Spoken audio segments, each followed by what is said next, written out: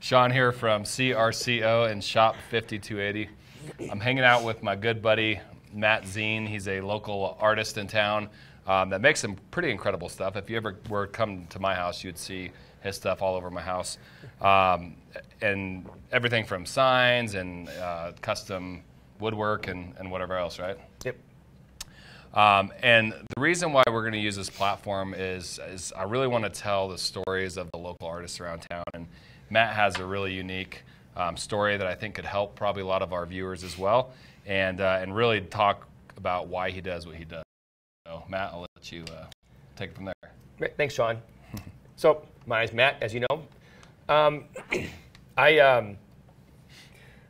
My story kind of started when I was in the Air Force. I did 16 years in the Air Force, 12 of which I was a security forces member, which is also kind of known as an MP. During that time, I did 9 deployments to the Middle East. And then I also was a military training instructor, which is kind of known as a drill instructor. And it was the best time of my life. And so I had plans to do 30 years in the military. I wanted to be a lifer, retire, and I had my plan figured out. I knew what I wanted to do, but the powers that be decided otherwise. So in 2012, in August, when I finished my tour as a drill instructor, I moved to Thule Air Base, Greenland, which is a small air base, which is 1,000 miles north of the Arctic. And it was horrible. When I got there in August, things were fine. I mean, I wanted to apply everything I had learned my whole career to being a different kind of leader by really impacting people. When I was there for 4 months, in October, I saw the dentist of all people, and the dentist it was a botched. It was a 120-second lung cleaning. It was nothing. Well, I ended up getting a strep virus in my bloodstream. And over the next 3 months, I had gone to the doctor 5 separate times. And every time I was there, I was turned away without a blood pressure taken, no temperature, nothing. Because I am not a doctor, I believe what they said. It was Danish doctors. It was Danish everybody. So we were a tenant unit up there. When I was after I saw the dentist, I mean, it was within a week, I was just feeling sick and horrible. And if you fast forward 3 months, I was running marathons in August, and now here we are in November and December, and I can't walk 15 feet without stopping. And I had lost 40 pounds of muscle, and I wasn't big. I gained 57 pounds of water weight from here down, and I didn't know what from. I'm delusional. I have no idea what's going on.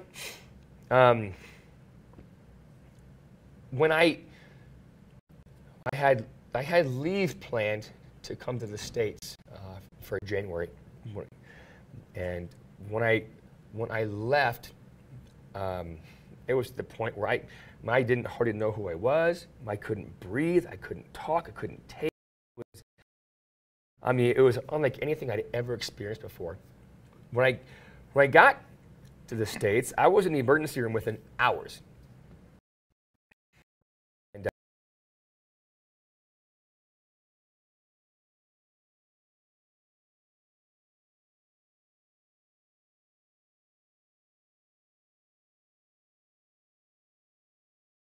And severe aortic insufficiency, severe mitral regurgitation, massively enlarged heart. And for the doctors, when they're talking to me, they said, Matt, medically speaking, we don't know why you're alive. We have no clue why you're alive. Like, you should be dead. And I'm thinking to myself, I don't even know who I am at this point, so whatever. I get transferred to a cardiac hospital, and then during surgery, they found out that my liver was already shutting down in Greenland. So I'm on the table with my chest opened up, and my liver shuts down, my kidneys shut down, I go into renal failure, and the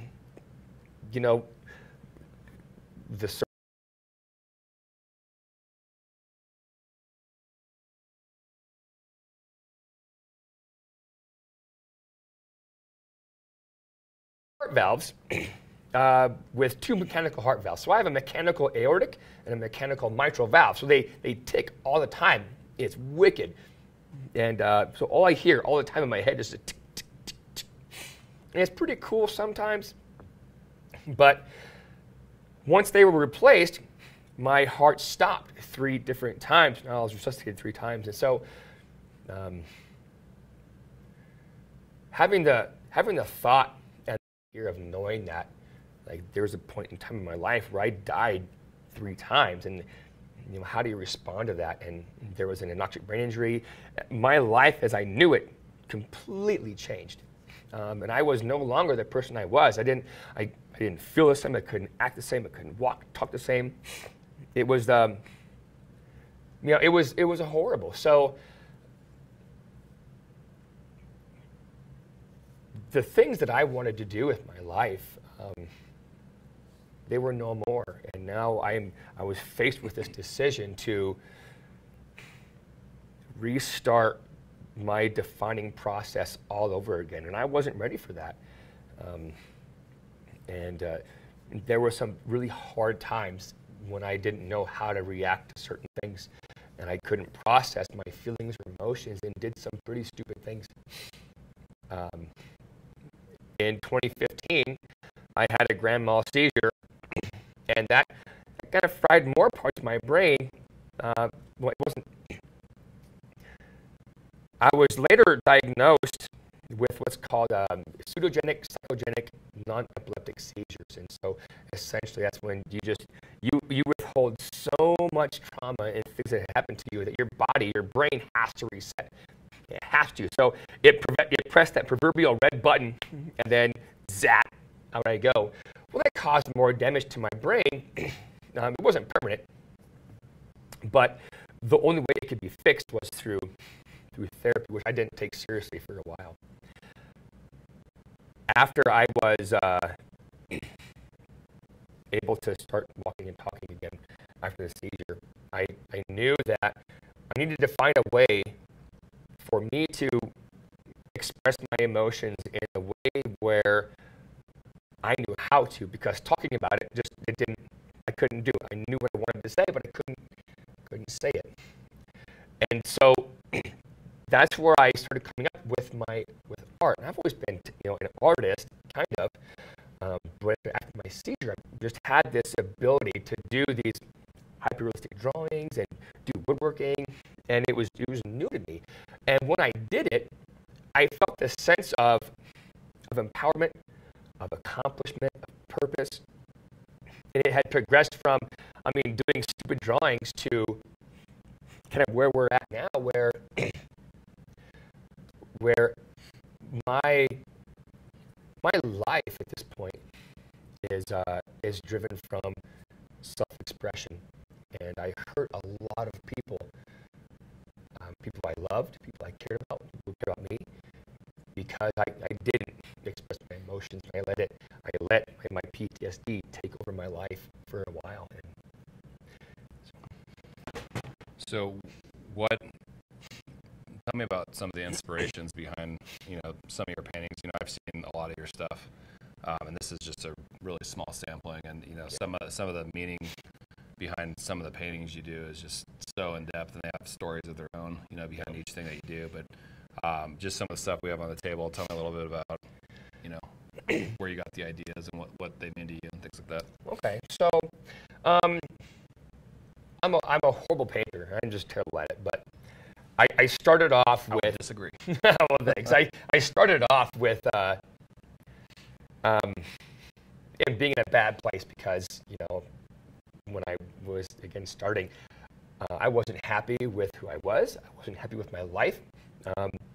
Life was hard, and I was just not debating, but just having serious issues with this is no way to live. This sucks.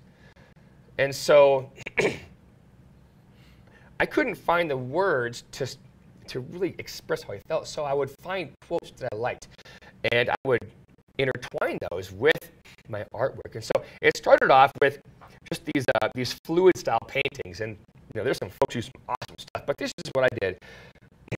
And so, for example, like this one right here, it's nothing fantastic, but the way I envisioned when I did it is I didn't know how I felt. I knew I felt confused.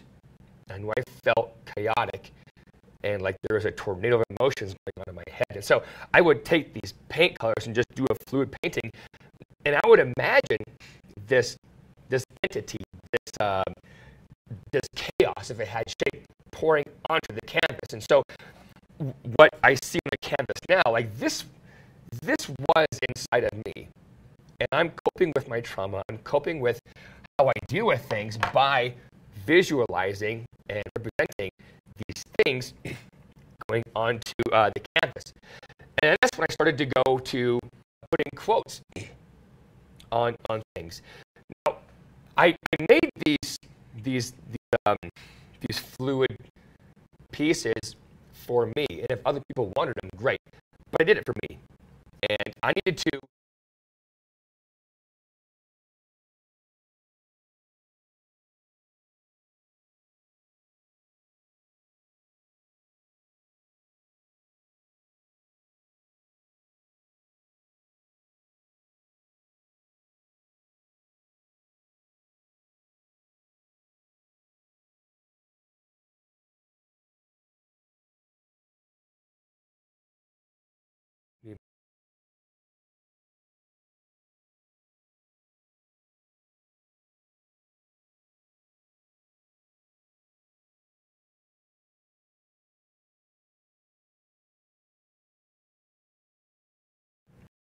Means something to me. My past sucked, you know. I mean, abusive childhood and everything else going on. And when I need to see things, I can look at what I did. So, and another one that means a lot to me also is even the darkest night will end, and the sun will rise. For people who have struggled with depression, mental issue. Sometimes it feels like the sun has gone down in your life forever, and there's no chance that you're ever going to see the light again, and you're desperate to feel the sun on your skin. And that depression and all that, the PTSD with it, it just overcomes you. And so we need to be reminded of that. Things are temporary. We cannot make these long-term decisions based off of how you feel at the moment, because we all have a purpose. Would you say some of these paintings are life-saving? Well, I think they all are. Everything that I do here is, well, like for example, I think my favorite one on this table here is this one right here. And here, turn it my way. I'm going to put yeah. my... So, you guys got that? Get the other camera turned on. It's right. Got it on there?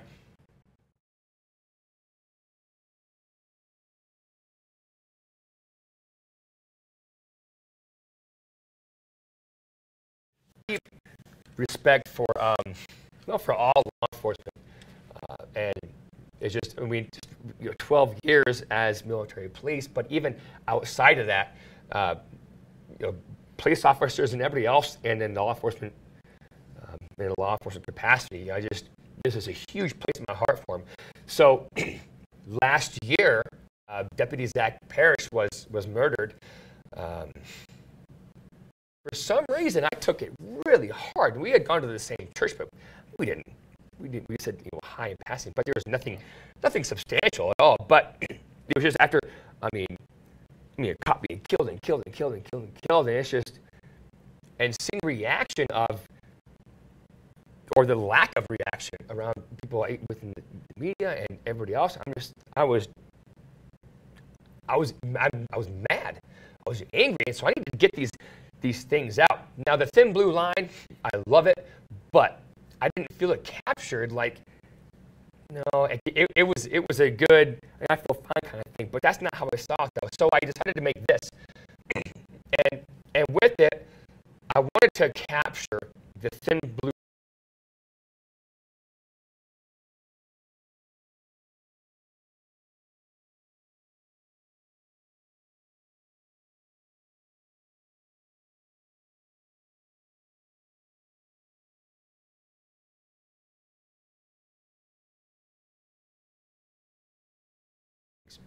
And everybody breaks.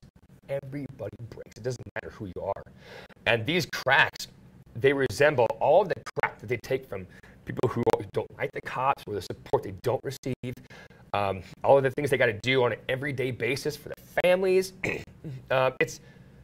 It's not easy, and they don't get the recognition and the respect and support they deserve. And so I wanted to make this not just blue. I wanted it to be, that's how you feel. Not a black background, but the red here, I made that to represent blood splatter, because the reality is we've got cops who have been murdered, who are committing suicide, and it's not okay. It's not okay in any capacity. And I think it's important for people to know that the thin blue line doesn't just mean the thin blue line, put on a flag, high five somebody. Y'all, people are dying. The cops are dying for you. And the only way I could show my support, my respect, and all that was to put it on a canvas. So, but all these other things from the table, I only do things that have a meaning to me. And so obviously,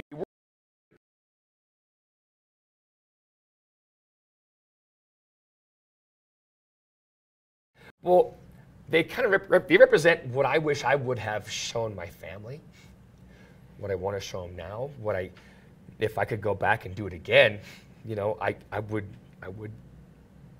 love you differently, and I would show you that I loved you in a different way. And I only make one sign at a time, because when I'm in these places where I'm just not happy or I'm struggling, and I'm struggling now. I mean, life is not easy. I wish it was. I wish you can come here and say I'm having a great time. Life is great. Well, I'm not. And I'm having a hard time with a lot of things. But we are as strong as our village. And my village, the guys from Group, you, other folks around here, I mean, you guys inspire me to keep making these things. So I make these signs, and every sign I make, I can get lost in my head, and I can be transported to a place where I can meditate, or I can think about things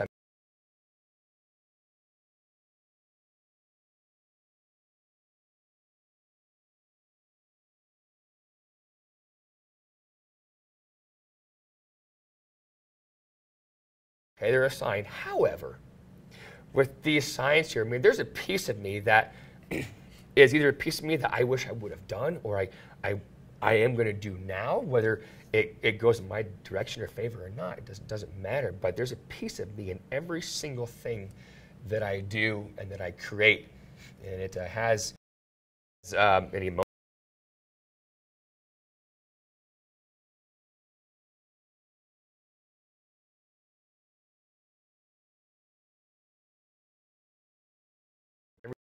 Small, because I want you to have an authentic and meaningful piece. I think that's really cool, and I think there's a lot of these signs that, it's neat because each sign means something maybe a little bit differently, to each person. And I know when you brought this stuff in, I started hand-picking some stuff. I want to buy that one, I want to buy that one, I want to buy that one. And I think the important thing for the people on the Shop 52, I think we have like 18,000 members or something like that, is that when they see stuff like this for sale on there, like it's selling something on the site. I mean, this is, like you said, each one of the pieces has its own story, right? Yep. And, I just encourage the people of Shop 5280, when they do see this stuff,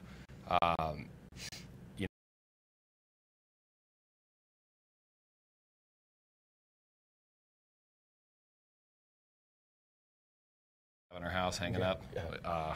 which every person that comes into our house is like, wow, that's really cool. Who made that? Right. But it's cool because then we get to tell them your story Yeah. and how you inspire, so many different people, which I think is really cool, including Yeah. myself. So yeah, I appreciate it. Yeah. I appreciate what you do, and I'm excited to see what you do with all your artwork. Yep. You also do custom work, right? If someone wants Yeah. to commission you for something. Yeah, so I mean, I prefer doing custom work. Like these things are okay, whatever. But here's my idea. I want to tell my wife I love her, but I don't know how to do it. And we'll sit and we'll collaborate for a while. It's a process where we're totally engaged the whole way, but it allows me the creative freedom to kind of twist things and warp them in a way where it's where there's nothing in the world like it at all. And it's a completely original idea that expresses an emotion to somebody where you don't know how to use words, so we use the artistic approach with it. And those are my favorite ones to do. So how does everyone watching know how to get in contact with you? So I'm on Facebook. Matt Zien. You have the Nexus page too, right? Yeah. Nexus Custom Designs. Mm-hmm. Nexus Custom Designs. If you on want to check Facebook. out some of the other work that you've done. Yeah. On Instagram at Nexus Custom Designs. Nexus_custom_. I'll be getting up an Etsy site here within the next couple of days, and that's that. So if you do decide to buy something, and I'll have all my pieces on there. Just keep in mind that you can order it fine, but I'm going to make one for you, not just mass producing things. And we'll be sure to put.